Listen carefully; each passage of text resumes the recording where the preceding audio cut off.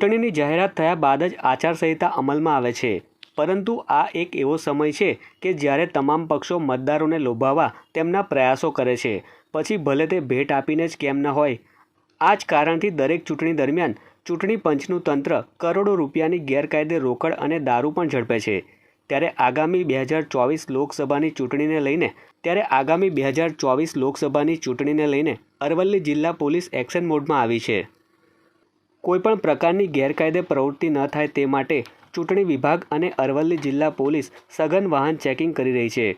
આ સમય દરમિયાન રાજસ્થાન તરફથી ગુજરાતમાં આવી રહેલી એક સફેદ કલરની કારની તપાસ કરતા ચાલકે સંતોષકારક જવાબ નહીં આપતા કારમાં વધુ તપાસ કરતા તેમાંથી ₹500ના દરની ચલણી નોટ મળી આવી હતી, જેમાં પોલીસે 1 કરોડ રૂપિયા રોકડ અને કાર મળીને કુલ ₹1,02,00,000ના મુદ્દામાલ સાથે એક ઇસમની અટકાયત કરી વધુ પૂછપરછ હાથ ધરી છે।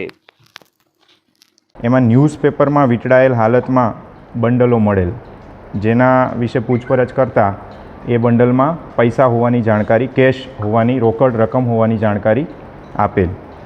જે કુલ બંડલ હતા એ 21 બંડલ હતા, જેમાં મોટા બંડલ 19 મોટા બંડલ હતા અને નાના 2 બંડલ હતા। ટોટલ 21 બંડલ હતા।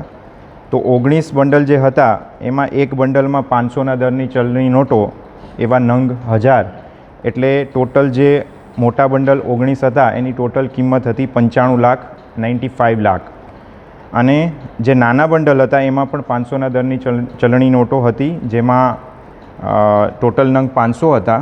તો એ બંને જે નાના બંડલ હતા એની ટોટલ કિંમત હતી 5 લાખ।